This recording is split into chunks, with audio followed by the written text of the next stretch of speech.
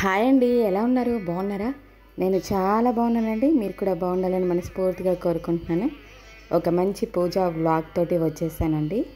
అదే మనకి ఇంట్లో ఎవరికైనా నాగదోషాలున్నా, లేదంటే పిల్లలు పుట్టకుండా సంతానం కోసం ఎదురు చూసేవాళ్ళు సుబ్రహ్మణ్యేశ్వర స్వామికి పూజ చేస్తే తప్పకుండా సత్ఫలితం ఉంటుందండి. ఎందుకంటే నేను ఆచరించాను, నాకు ఫలితం లభించింది. అందుకోసమే చాలా రోజుల తర్వాత ఈ వీడియో చేస్తున్నానండి. ఉపయోగపడుతుందని. నాగదోషాలు ఉంటే మామూలుగా చాలా పెద్ద పెద్ద పూజలు చేసుకోవాలని కూడా చెప్తూ ఉంటారు. శ్రీకాళహస్తి వెళ్ళి కూడా మనము పూజ చేసుకుంటే నాగదోషము తొలగిపోతుందని చెప్తూ ఉంటారు కదా.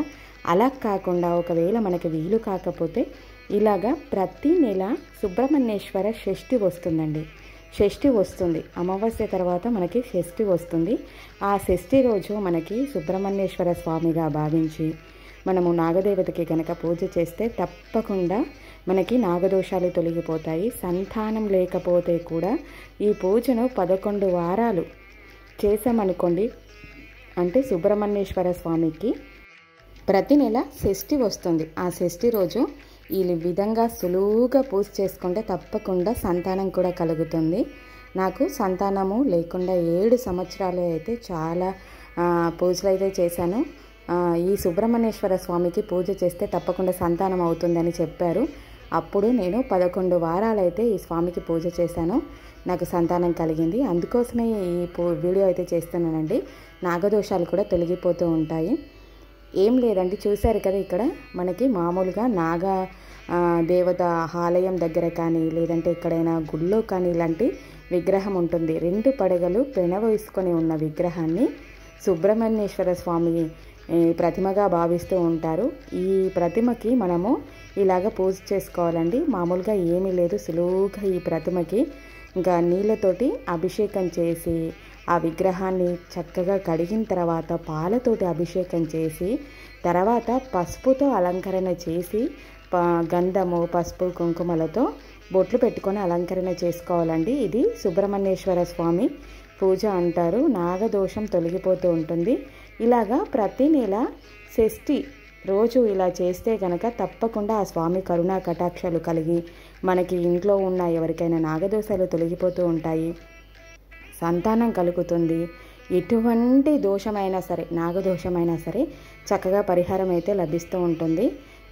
ఇలాగైతే చేసుకోవాలండి. ఇది నేను మామూలుగా నాగుల చవితి రోజు ఆచరించిన పూజా విధానము. పొట్టులో పాలు పోస్తాం కదా, అదేవిధంగా అందరికీ ఉపయోగపడుతుందని అయితే ఇలాగ అభిషేకము చూపిస్తున్నాను. ఈ అభిషేకము నేను ప్రతి నాగుల చవితికి చేసుకుంటాను. తర్వాత నేను పెళ్ళైన కొత్తలో నాకు సంతానం లేకపోవడం ద్వారా చాలా ఇబ్బందులు పడ్డాము, చాలా పూజలు అయితే చేస్తానండి. ఇలాగ చేస్తే తప్పకుండా సంతానం కలుగుతుందని చెప్పారు. ఆ స్వామి కరుణ వల్ల అయితే నాకు మా పెద్దబాబు పుట్టాడు. ఇంకా 11 వారాలు అంటే మామూలుగా 11 షష్ఠీలు అన్నమాట. నెలలో మనకి షష్ఠి వస్తుంది కదా, అమావాస్య తర్వాత షష్ఠి వస్తుంది. ఆ షష్ఠి రోజు ఇలాగా మనకి అభిషేకం చేసుకొని పూజ చేసుకుంటే చాలా మంచిది. ఏం లేదండి, చాలా సులువు. మనకి నీళ్ళతో అభిషేకం చేసి తర్వాత కొంచెం పసుపు రాసిన తర్వాత మళ్ళీ పాలతో అభిషేకం చేసి అభిషేకం చేస్తున్నంతసేపు స్వామిని కోరుకుంటూనే ఉండాలి మనసులో. మాకున్న నాగదోషాలు తొలగించే స్వామి, మాకు సంతానం లేకపోతే సంతానాన్ని ప్రసాదించే స్వామి అని మనసులో వేడుకుంటూ ఆ స్వామిని తలుసుకుంటూ ఇలాగా పాలతో అభిషేకం చేసి తర్వాత నీళ్ళతో చక్కగా కడిగి పసుపు రాసి పసుపు కుంకుమలతో మనకు నచ్చిన విధంగా, మనసుకు నచ్చిన విధంగా అయితే మనం అలంకరణ చేసుకొని ఒక వస్త్రం ఉంటుంది కదా, ఆ వస్త్రాన్ని వేసి పువ్వులతో అలంకరణ చేసి ఇంకా నైవేద్యం విషయానికి వస్తే అయితే పండు కానీ ఫలం కానీ ఏదైనా కొబ్బరికాయ కొట్టి బెల్లం ముక్క పెడితే సరిపోతుందండి సులువుగా. ఇంకా తర్వాత దీపం పెట్టుకోవడము, ధూపం వేసుకోవడము, మనసులో తప్పకుండా నమస్కారం చేసుకొని మనకి ఏదైతే దోషాలు ఉంటే దోషాలు, అదేవిధంగా సంతానం లేకపోతే సంతానం లేకుండా ఉన్నాము, ఇలాగ ఇబ్బంది పడుతున్నామని ఆ స్వామిని మనసులో తప్పకుండా వేడుకుంటూ షష్ఠి రోజు అయితే ఈ పూజ చేసుకోవచ్చు. ఇంకా తర్వాత నాగుల చవితి, నాగుల పంచమి రోజు కూడా ఆ స్వామివారికి ఇలాగా అభిషేకం చేసుకుంటూ మనము పూజ కనుక ఆచరిస్తే ఇంట్లో పిల్లలకి మనకి ఎటువంటి దోషాలున్నా తొలగిపోతాయి, గ్రహ దోషాలున్నా తొలగిపోతాయి. ఇంకా బాలగ్రహాలు అంటారు కదా, అవి కూడా తొలగిపోతూ ఉంటాయి. చాలా పవర్ఫుల్ అండి ఈ పూజలు. కొన్ని పూజలు సులువుగా అనిపిస్తాయి, కానీ శక్తివంతంగా ఉంటాయి. ఏ పుట్టలో ఏ పాము ఉందో అని అంటూ ఉంటారు కదా, ఏ పూజలైనా సరే మనసుతో చేసి మనకి శ్రద్ధాభక్తితో చేస్తే తప్పకుండా అనుగ్రహం అయితే దొరుకుతుంది.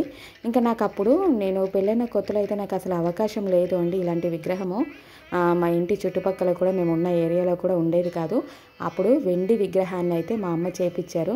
ఆ వెండి విగ్రహాన్ని పూజా మందిరంలో పెట్టుకొని ప్రతి సుబ్రహ్మణ్యేశ్వర స్వామి షష్ఠి రోజు ఇలాగ నీళ్ళతో అభిషేకం చేసి పాలతో అభిషేకం చేసి తర్వాత ఇలాగ పసుపు రాసి బొట్లు పెట్టి ఇంకా పూజ చేసుకొని నైవేద్యంగా పండు పెట్టి కొబ్బరికాయ కొట్టి ఇలాగ పూజ అయితే చేసుకునేదాన్ని.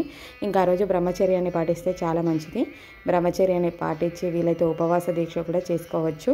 ఉపవాస దీక్ష అయితే చేసుకోవాలి. ఇలాగ షష్ఠి రోజు చేశాను. తర్వాత 11 షష్ఠులు పూర్తయిపోయిన తర్వాత ఇంకా ఏదైతే ఆ విగ్రహం ఉంటుందో ఆ విగ్రహాన్ని పాము పుట్ట ఉంటుంది కదా, ఆ పుట్టలో వదిలేశాను. ఇంక ఇలాగ చేయమని చెప్పారు. ఇలాగ చేశానండి. చేసిన తర్వాత ఇంకా నాకైతే తప్పకుండా అంటే 1 ఇయర్ కూడా కాలేదు, అంటే ఒక 2-3 మంత్స్లోనే మా పెద్ద బాబు కడుపులో పడ్డారు. 7 సంవత్సరాల తర్వాత అయితే సంతానం అయిందండి. ఇంకా నాగదోషం ఉంది, పెళ్ళైన తర్వాత మీకు నాగదోషం ఉంది, అందువల్లే మీకు పిల్లలు పుట్టట్లేదని చెప్పారు. ఏదైనా దోషం ఉంటే శ్రీకాళహస్తిలో కూడా పూజ చేసుకోమన్నారు. ఇంక ఇలాగా స్వామికి అభిషేకం కానీ అర్చన కానీ చేసుకుంటే తప్పకుండా కలుగుతుందని చెప్పారు. అలాగే చేశాను. నాకైతే ఫలితం లభించింది. ఎవరైనా నాగదోషాలు ఉంటే కనుక, లేదంటే సంతానం కలగకపోతే మనసులో శ్రద్ధ భక్తితోటి అయితే ఇలాగ పూజ చేసుకోండి. తప్పకుండా స్వామివారి అనుగ్రహం ఉంటే సంతానం తప్పకుండా అవుతుందండి. సుబ్రహ్మణ్యేశ్వర స్వామి సంతానాన్ని అనుగ్రహిస్తారు. అదేవిధంగా దత్తాత్రేయుడు కూడా మేడి చెట్టు ఉంటుంది కదా, మేడి చెట్టుకి కూడా గురువారం రోజు 7 ప్రదక్షిణలు చేసి మేడి చెట్టు మొదల్లో నీళ్లు పోసి చక్కగా మేడి చెట్టుకి ధూపము దీపము పెట్టి ఒక బెల్లం ముక్క నైవేద్యంగా పెట్టి ఆ చెట్టుని కౌగిలించుకొని మనము సంతానం లేదు స్వామి, దత్తాత్రేయ స్వామి మాకు సంతానం కలగలేదు, మాకు సంతానాన్ని ప్రసాదించే స్వామి అని ఆ మేడి చెట్టుకు నమస్కారం చేసుకుంటే కూడా సంతానం కలుగుతుందండి. ఈ 2 పూజలు అయితే చేశాను. నాకు నా పెద్ద బాబు అయితే పుట్టాడు, తర్వాత చిన్న బాబు పుట్టడం జరిగింది. ఇంకా ఏదైనా మనసులో వేడుకుంటే తప్పకుండా అనుగ్రహం అనేది దొరుకుతుంది అండి.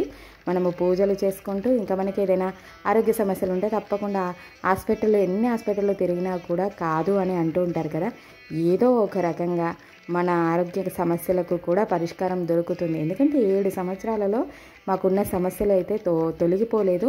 ఈ పోస్ట్ చేసుకున్నాక అనుకోకుండా ఒక మంచి డాక్టర్ అయితే దొరికారు. మాకు ఏదైతే ఆరోగ్య సమస్య ఉందో దానికి సంబంధించిన పరిష్కారాన్ని ఇచ్చారు. ఇంకా సంతానం కలిగింది. 3 నెలల్లో కలిగింది. 7 సంవత్సరాల నుంచి జరగనిది 3 నెలల్లో అయితే కలిగింది. ఈ స్వామికి పూజ చేసుకున్న తర్వాత దత్తాత్రేయ పూజ కూడా చేశాను. ఈ 2 పూజల అనుగ్రహం ద్వారా అయితే నాకు సంతానం అయితే కలిగిందండి. ఇంకెవరైతే నాగదోషాలు ఉన్నాయి, ఇంట్లో పిల్లలు బాగుండాలి, ఎటువంటి ఇబ్బంది లేదు అంటే కనుక ఈ పూజ చేసుకుంటే చాలా సులువు, 10 నిమిషాల్లో అయిపోతుంది. ఇంక ఇలాగ నాగుల చవితి రోజు ఈ స్వామికి అభిషేకం చేసి పుట్టలో పాలు పోసి ఇంకా నాగదేవత విగ్రహానికి కూడా అభిషేకం చేసుకొని శివయ్యకి అభిషేకం చేసుకొని ఇంక ఇలాగైతే పూజ పూర్తి చేసుకున్నానండి. ఇంకా ఈ వీడియోలో అయితే ఇది తెలియజేయాలనుకుంటున్నాను. తప్పకుండా వీడియో నచ్చినట్లయితే లైక్ చేయండి. ఇంకా మీకు ఎవరికైనా షేర్ చేయాలనిపిస్తే, ఎందుకంటే సంతానం లేని వాళ్ళకి ఈ పూజ తప్పకుండా చేస్తే చాలా ఫలితం లభిస్తుంది. ఇంకెవరైనా చెప్పండి. తర్వాత మీ విలువైన అభిప్రాయాలను కామెంట్ రూపంలో తెలియజేయాలని మనస్ఫూర్తిగా కోరుకుంటూ మరొక మంచి వీడియోతో అయితే కలుసుకుందాము. నేను మీ Aruna Santosh. Thank you for watching. Bye bye. మరొక మంచి వీడియోతో కలుసుకుందాం. Bye bye.